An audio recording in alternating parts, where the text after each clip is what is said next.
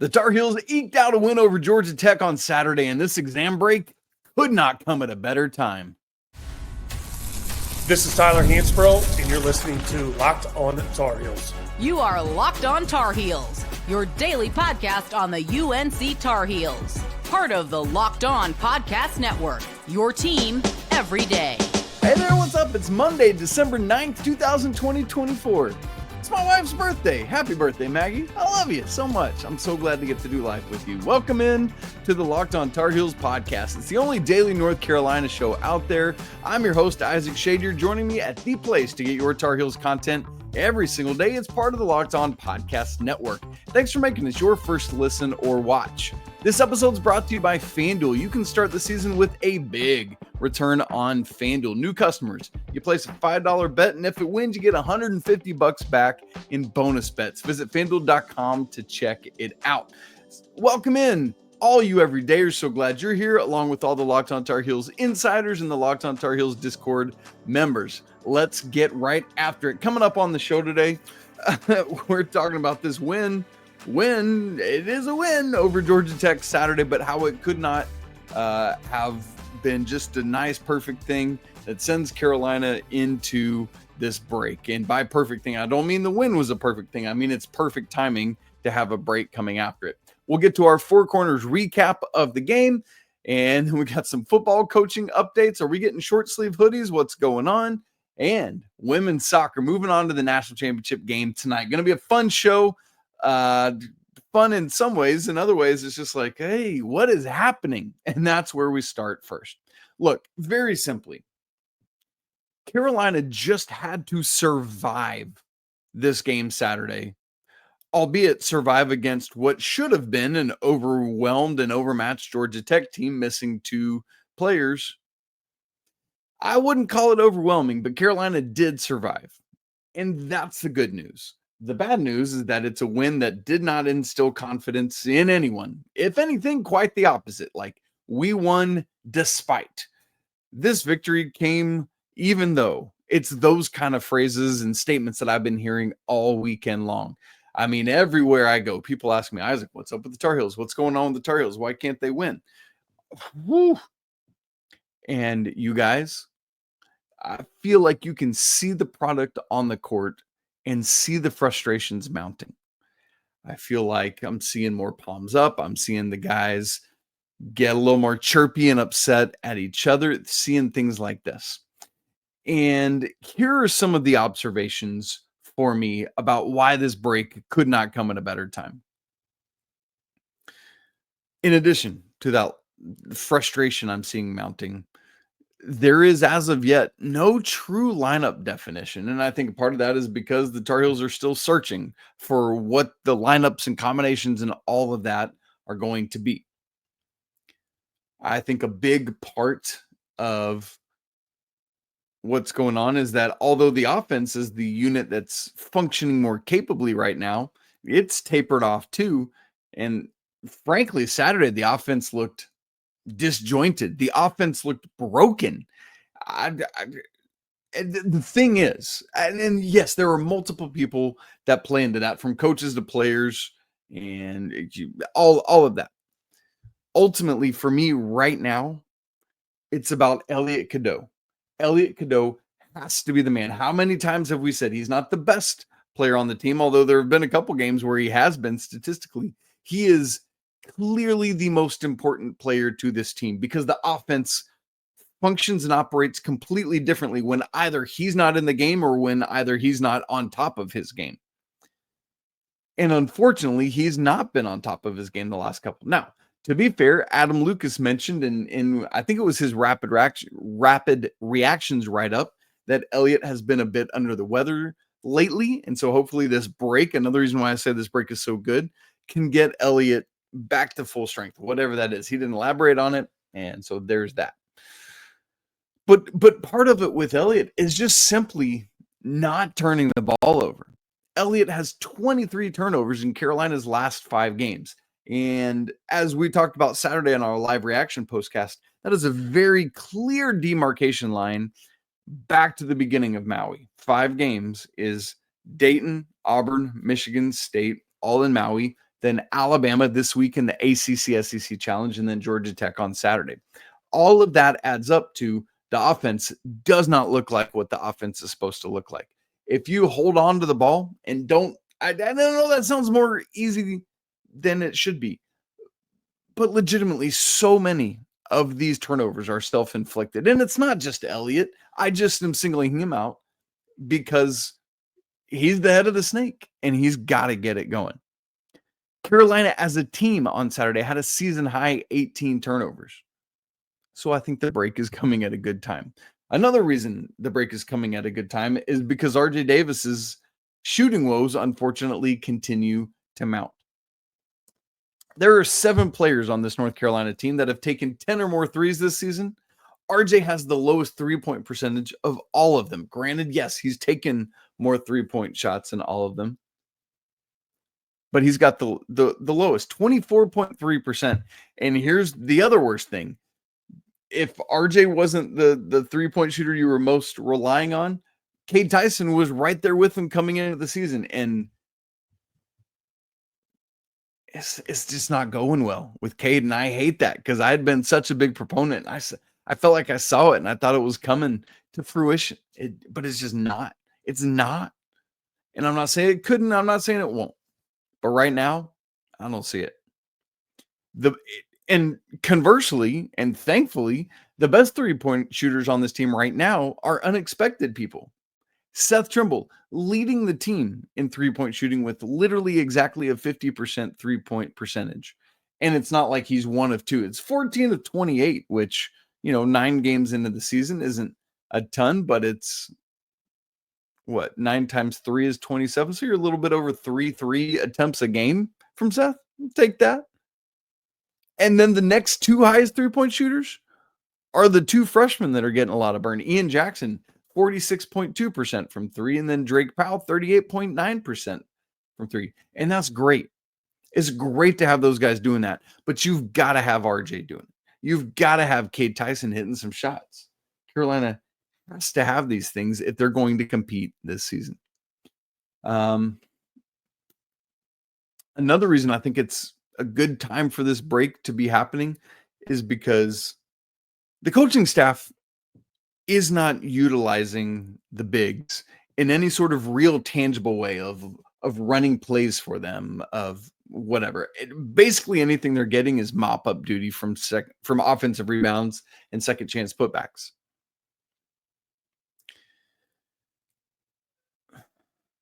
And let's be fair about the Georgia Tech game. That the front court did score 9 points in the second half, but 0 in the first half. That's not going to do it. That's just simply not going to do it. And right now, with that front court issue, this is the problem. I think perhaps the whole problem of the team right now, in a nutshell, for me, the backcourt is clearly where your best talent lies. But your front court is this group that is not scaring anyone. There is no team that looks at this front court right now and says, "Ooh, I don't want to play the Tar Heels." No, it's like, yeah, we'll be fine. So what does that mean? Then they can stay home on the backcourt players. Then they can play more tightly on the backcourt players and not worry about getting burned by the front court. It's almost the exact opposite of 2 years ago when Carolina was invited to the NIT. Because the team couldn't shoot threes really well, which this team is struggling with as well. But Armando Bacot had no room to operate because everyone just sagged down on him. Was like, fine, you beat us. They can't beat us from outside. We don't believe it. And that's where it was. So that's Carolina right now, is because the front court is nothing and nobody fears them. Everyone's just leaning into the backcourt because they know if I can cut the head off of that snake, I'm good. I got the Carolina Tar Heels. So that's an issue. Well, so that's where I'm at. Again, for all these reasons and many more, I'm getting so crazy. I'm knocking my microphone around over here. For all of these reasons and more, this break is coming at a great time so Carolina can reset and recharge and then get back to work. Hopefully with some pressure off and other things. And part of this, if I'm the coaching staff, I give them at least a day just fully off of basketball activities. Like whether it's like, hey, come to practice, but we're going to go see a movie together, or we're going to go eat dinner, or whatever it is. Just doing something fun, just being able to talk organically and be dudes. And I know they've done some of that in the offseason, but it just feels like it's needed again. One of the good things, one of the helpful things right now is that, exams are going on, but they're going to end. Everybody else is gone for Christmas break, and the guys are just there, man. Got to take advantage of those moments to become more joined as a unit. And as a reminder, it's ultimately a game. And Sunday, as Carolina hosted their kids' holiday clinic, it's just a reminder of things that really do truly matter. Getting to do stuff like this, being part of the community. Now, does that mean we're going to stop like critiquing everything and stop, this is what happens and this should happen and RJs can't shoot right now and all that? No, we're going to keep doing it. But I just hope that we can continue to keep sight of what ultimately matters. That's good. Okay. Well, we got to get to our Four Corners preview, including some encouraging signs from the freshmen and Seth Trimble maybe getting back to what we had seen earlier in the year. We'll talk about all that in our Four Corners recap coming up in just a second. Right after I tell you about Omaha Steaks, look, nothing delivers the comfort and joy quite like the unrivaled quality and taste of Omaha Steaks. It's guaranteed perfection in every single bite, and right now you can save on an unforgettable gift with 50% off site-wide at omahasteaks.com. Yeah, 50% off site-wide, plus score an extra $30 off with promo code COLLEGE. With 5 generations of experience, they consistently at Omaha Steaks are delivering the world's best steak experience. And the gifting experts at Omaha Steaks have made it easy to deliver the perfect gift with thoughtfully curated gift packages featuring gourmet favorites. That's super cool, man. So from legendary steaks to mouth-watering desserts and more, save 50% off site-wide for a limited time at omahasteaks.com. Plus, remember, our listeners, you get an extra $30 off with promo code COLLEGE. That's 50% off at omahasteaks.com and an extra $30 off with promo code COLLEGE. Minimum purchase may apply. It's time for the Four Corners recap, where I give you 4 things to take away from this game, either in the micro or in the macro. So let's start in the macro with Seth Trimble, man. For all the that's going on right now, Seth Trimble has been a bright light of fresh air. That doesn't make sense, but you know what I mean. He has truly been North Carolina's most consistent player this year. And as I mentioned previously, it felt like it had been a little bit of a downturn the last couple games for him. But I thought on Saturday, he was back to being the attacking, driving, get out of my way, I'm more athletic than you version of himself that we had previously seen. On the season, RJ Davis is the leading scorer at 18.1 points a game, but Seth is right behind him at 16 points a game, and Seth is doing it while being infinitely right now more efficient shooting the basketball than is RJ. Seth, 51.1% from the field. RJ, 35.1%. That's 16 percentage points better. Seth right now is shooting exactly 50% from 3. And RJ has made more shots, but only by 5. But RJ has also taken more shots, 56 of them. So, Seth's volume is lower, but his percentage is way higher than RJ's. And that's encouraging for Seth. And that's the thing. If Seth can keep going, keep driving, keep being assertive and aggressive and doing those things, when RJ's shot gets going, it's going to mean great things for the Tar Heels. Man, but I'm starting to go, when is that day going to be? Because I'd really like to know. So RJ can come score efficiently. Now, the other good sign is that it's not just Seth. Ian Jackson has had a little bit of a coming out party in the recent games. And this is Four Corners recap point number 2. While he's still coming off the bench, he has, in each of the last 2 games, played starters minutes. 2 games ago against Alabama, he played the 3rd most minutes on the team. Saturday against Georgia Tech, he played the 4th most minutes on the team. And I don't think it should change. I think Ian should continue to come off the bench because you're not putting Seth on the bench. Elliot is going to get back to being Elliot. I firmly feel confident in that reality. And then you're also not pulling RJ. And I've had people clamoring for all of those. Look, it's just simply not going to happen. North Carolina is not going to take RJ or Elliot, and at this point now not Seth either, out of the starting lineup. So we're talking 4s and 5s when we're talking about lineup changes. And so because of that, I don't see Ian transitioning into the starting lineup. But if Elliot Cadeau does continue to struggle and can't get some things figured out, I don't, unless this is drastic, I don't see Carolina making a change in the starting lineup, at least in that regard. Obviously, I mean, Coach Davis has been tinkering the last couple games, and maybe he'll continue to. But Ian's minutes will continue rising if that's the case. Like if Elliot is still struggling, he might keep starting, but his minutes are going to go way, way, way, way down. So Ian Jackson doing really well. 15 points in this game, had 23 against Alabama, and I believe it was 14 against Michigan State in the Maui final. And if he can keep doing this, man, it just puts Carolina's offense up one more notch. Speaking of lineup, that's Four Corners recap point number 3.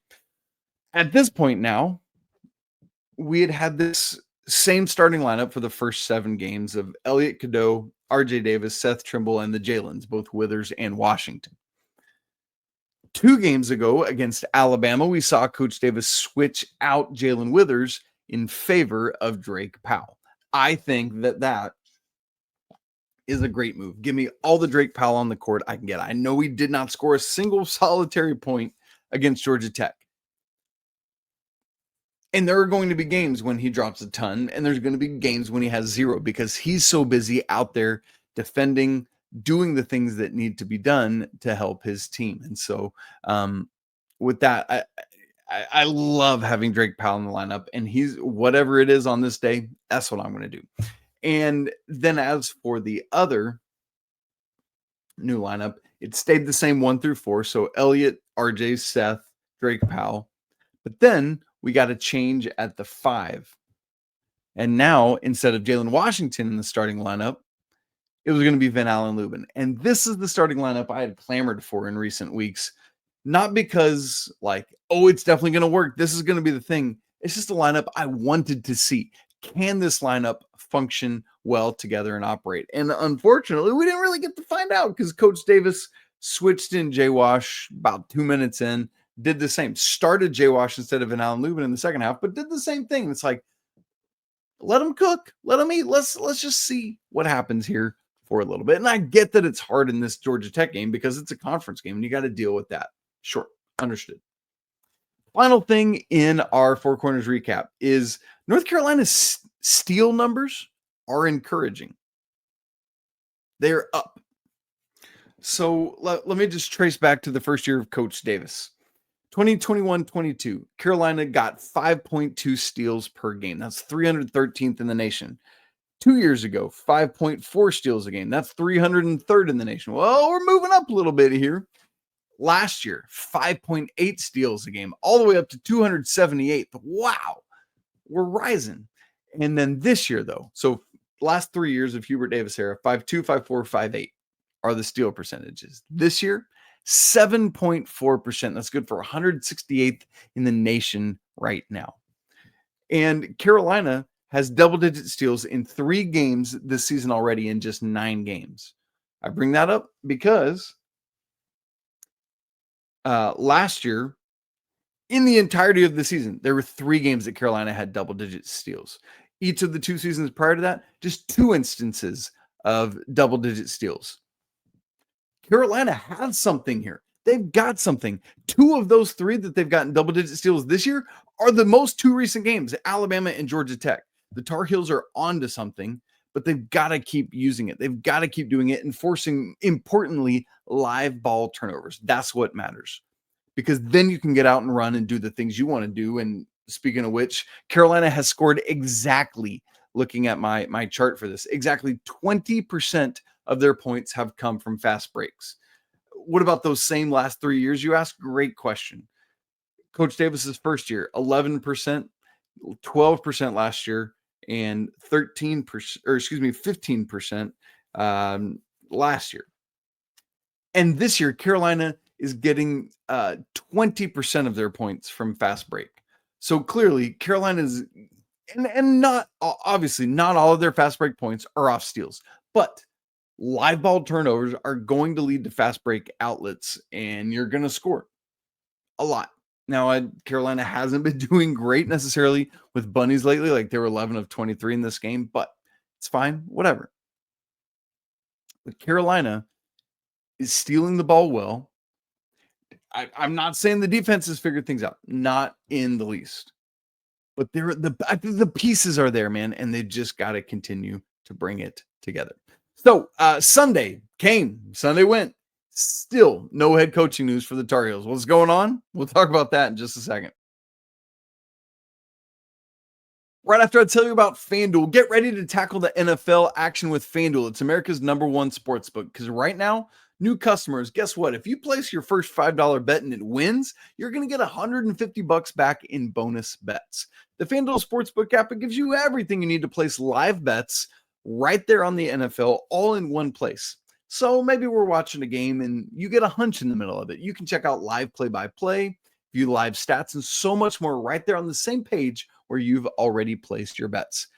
These ACC regular season championship odds are getting longer for the Tar Heels. Right now, Duke leads the way at -170, only team at minus. Then Carolina at +500, Clemson 650, Pitt 1100, SMU +2100, and Wake +3700. So if you're into any of those teams, including the Tar Heels, who, those odds are getting longer, it means more bang for your buck if you decide to go with it. Maybe you want to go with it. Check it all out today. Visit FanDuel.com. Get started with $150 in bonus bets if your first $5 bet wins. Never waste a hunch and make every moment more with FanDuel, an official sportsbook partner of the NFL. All right, the search for a head football coach continues, and it's kind of wild. It sounded like all the news, all the rumors, everything was that we would learn something on Sunday. Why? Because the portal opens on Monday, and you got to have a coach dive in and get going. I got to be honest. I felt like most of last week that it was going to be John Summerall, the Tulane head coach. I mean, that's truly where it felt like it was. And toward the end of the week, it started to veer away from that. I think part of it is, with more details coming out about his, it sounds like a contract had been offered. His side didn't like it and sent it back. And as of late, like I've waited as late as I can Sunday night to record this just in case. But as late as I've stayed up, just saw basically like a video from Coach Summerall saying, I'm here. I'm not going anywhere. I'm here. So it sounds like that's a non-starter. And then, so I think that comes down to what sounds like are the most two desirable candidates, Bill Belichick and Matt Campbell from Iowa State. I don't know if Carolina, I don't know. It seemed like it would clearly be like one of those two or three, but as I sit here late Sunday night, it feels like it hangs in a weird balance, and Carolina might not get this. Belichick honestly feels like maybe the most likely of all of these candidates right now. And if so, I just went ahead and preemptively tweeted out a picture of a short sleeve UNC hoodie from shop.goheels.com, because I figured, it's going to fly off the shelf if Coach Belichick is hired. Legitimately though, I tweeted it and people started tweeting back to me like a picture of their receipt, like, hey, I bought it. I love it. Let's get after it. Okay, great. And as for the Belichick of it all, I ran a Twitter poll over the weekend, basically asking people's thoughts about the legitimacy of Bill Belichick's desire for this. So basically just said either I love it, I hate it, or it's a publicity stunt. This poll did not go how I thought it would. 295 people voted. The lowest total was I hate it, 23.4%, followed by it's a publicity stunt at 34.6%. I thought that would be maybe higher too. And then I love it got 42% of the vote, the leading vote getter. So it seems like people would be in on Belichick if that's the route that things go. But again, the portal opened today. Carolina's now behind the 8 ball. Got to get up, got to get going, got to make some things happen here. So we'll see. We'll continue to watch. Maybe we'll get something today, maybe something tomorrow. As for what's next, Carolina does have their bowl game that was announced on Sunday. It is the Wasabi Fenway Bowl, which is hilarious because if Bill Belichick's the coach and Carolina's playing at Fenway, that's just sports, man. Unrivaled, unparalleled. Carolina in their bowl game, it's a basketball game. They're going to be playing UConn. How funny is that? So maybe, just maybe Carolina can finally get a win. It would be their first bowl win since the first year of Mac Brown 2.0. Been a minute. This game is going to be Saturday, December 28th at 11 a.m. on ESPN. And so make sure you check that out against UConn. Legitimately, Carolina should win this basketball. Now that I made that joke, it's all in my head. Should win this football game. All right, weekend whip around. Let's get into this. See what else is happening in Carolina athletics. You'll recall women's basketball beat Kentucky midweek last week. Had Coppin State on Sunday. Obviously dispatched them pretty easily, 72-46. Nice, just kind of easy follow-up win after Kentucky. Literally the most Coppin State scored in any quarter in this game was 14. Had 5 at one point. So Carolina's defense, man, continues to do a great job. It's their 6th time holding an opponent to or less points, and the 9th time in 10 games they've held their opponent to 53 points or less. Mind-boggling stuff here. Really, really, really impressive. What I love is that Carolina didn't need anyone to play much or score much. Maria Gakdang was the only player to get the double digits for the Tar Heels, and she had 10.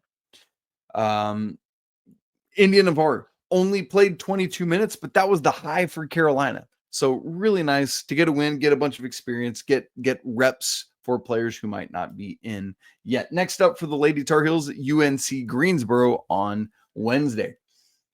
Let's get to the most exciting news of the weekend. Women's College Cup, the women's Final Four for women's soccer. Carolina was facing Duke, number 1 overall seed. This is the 4th time they've played this year. Duke won at Duke earlier this season. Duke won at Carolina to end the regular season, but then Carolina won in the ACC semis to move on to the championship game where they ultimately lost to Florida State. And now Carolina shuts out Duke in the national semifinal 3-0. And in a kind of cruel twist of irony for Duke, this is yet again a moment where they have a coach that's retiring at the end of their season,